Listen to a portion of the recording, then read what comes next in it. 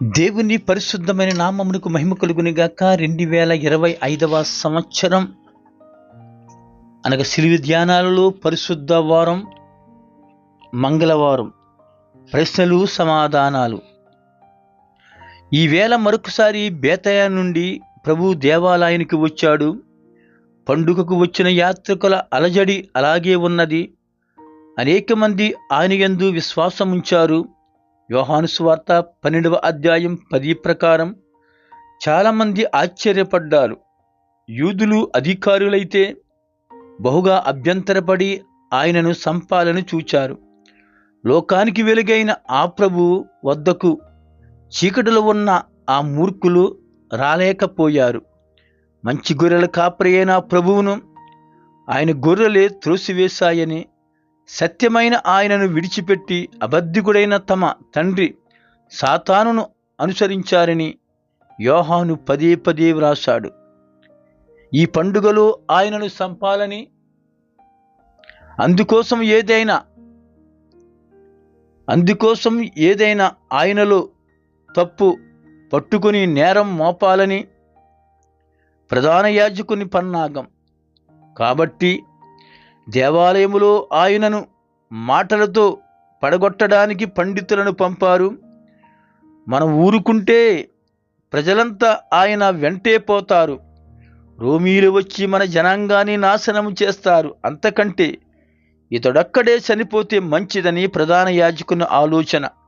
యోహాను సువార్త 11వ అధ్యాయం 50 ప్రకారం, యోహాను సువార్త 18వ అధ్యాయం 14 ప్రకారం, అద్భుతాలు చేస్తే చెయ్యనియండి గాని ఈ మనుషుడు మనకు అపాయకరమైన వాడు అంటూ వారు ఆయనను సంపాలని నేరం పట్టుకోవడానికి దేవాలయానికి తన ప్రతినిధులను పంపారు.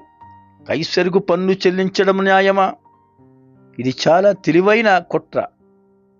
యూదుల బోధకుడవయుండి జాతి అభిమానం చేత ఇవ్వవద్దు అని ఆయన అంటే, అట్టివారికి చాలు తిరుగుబాటు చేశాడన్న నేరంపై ఆయనను చంపడానికి.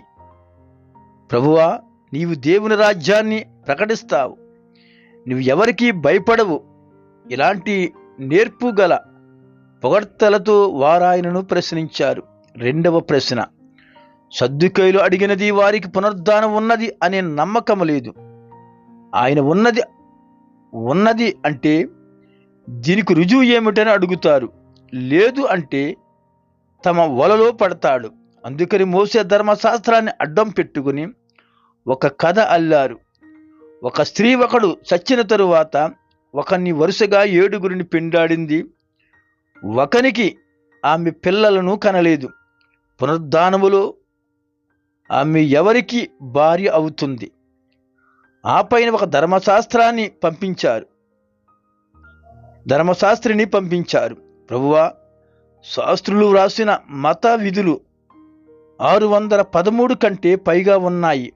కొన్ని ఎక్కువ ప్రాముఖ్యమైనవి అంటున్నారు, మరికొన్ని అంత ప్రాముఖ్యమైనవి కావు అంటున్నారు.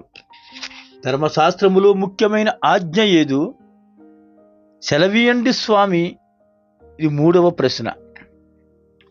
ఈ ఉచ్చులన్నిటిలో దేనిలోనూ పడలేదు యేసు స్వామి. కైసరునకు కైసరుకును, దేవునికి ఇస్తే మీకే బాధ లేదు. దేవునికి ఇవ్వవలసిన వాటిని విడిచిపెట్టి కైసరుకు ఇవ్వవలసిన వాటిని మీరు ఇస్తున్నారు. ఇక పెండ్లి పునరుద్ధానం అంటారా? పునరుద్ధానములు పెండ్లు లేవు, అంతా దేవదూతలాగా ఉంటారు. ఒక ధర్మశాస్త్రములో ముఖ్యమైన ఆజ్ఞ, నీ పూర్ణహృదయముతో నీ దేవుని ప్రేమించాలి, నిన్ను వలే నీ పొరుగు వారిని ప్రేమించాలి. ప్రభువును ఉచ్చులో పడవేయడం మహాజ్ఞానులకైనా అధికారులకైనా సాధ్యమా? సత్యమంటే ఏమిటి అని పిలాతు కూడా ప్రశ్నించాడు. కానీ ఆయన చెప్పే జవాబు అతడు వినలేదు. ఒక్కసారి దేవాలయముల అధికారులను ప్రశ్నలు అడిగే అవకాశం ప్రభువుకు కూడా వచ్చింది. క్రీస్తుని గురించి ఏమనుకుంటున్నారు? ఆయన ఎవరు కుమారుడు?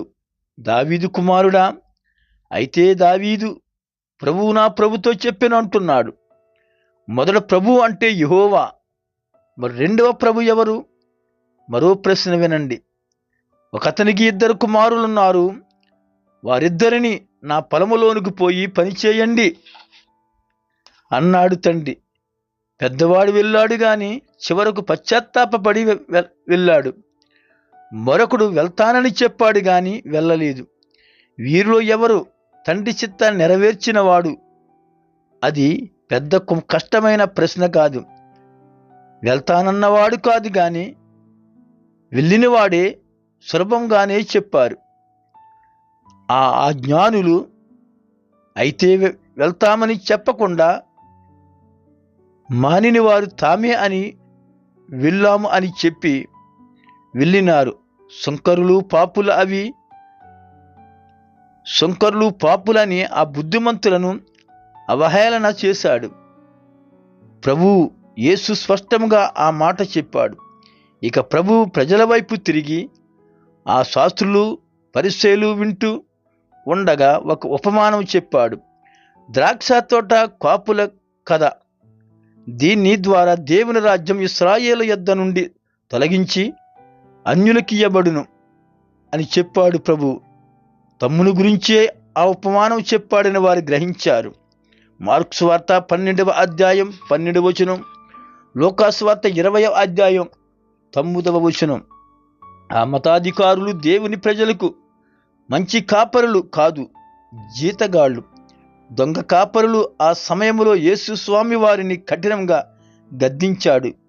ఇవి ఆయన అడిగిన ప్రశ్నలు. ఆ పైన వారిని కఠినంగా దూషించి ప్రభువు దేవాలయం నుండి బయటకు వెళ్ళిపోయాడు. మరలా ఆ చోటికి ఆయన రాలేదు. దేవుని కుమారుని కఠినమైన తీర్పు ఆనాడు మతాధికారులు విన్నారు. ఆయన హృదయం దుఃఖంతో కుమిలిపోయింది, ఆగ్రహంతో మండిపోయింది. యెరూషలేమా యెరూషలేమా, కోడి తన పిల్లలను తన రెక్కల క్రిందకు చేర్చుకున్నట్టు నేను చేర్చుకొనబోయాను గాని నీవు వల్లకపోతివి.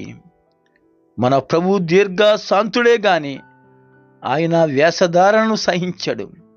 ఆయన తీర్పు తన ఇంటి వారి వద్దనే ప్రారంభమవుతుంది. ఆయన నామాన్ని ధరించుకొని ఆయనను తమ ప్రవక్తన ద్వారా అవమానపరిచిన వారిని ఆయన కఠినంగా శిక్షిస్తాడు. వారిని తమ ప్రవక్తన బట్టి తీవ్రంగా ప్రశ్నిస్తాడు. తన తోటను కాసి ఆయనకు లెక్క అప్పగించవలసిన కాపులం మనమే దొంగలమైతే ఆయన మనల్ని శిక్షించి తన తోటను మరొకరికి ఇస్తాడు. ఈ మాట నేటి దేవుని ప్రజలు మర్చిపోకూడదు. కృపగలిగిన తండ్రి, ప్రేమ కలిగిన ప్రభువా, నిన్ను ప్రశ్నలడుగా గలవాడెవడు? నీవు సర్వజ్ఞుడవు.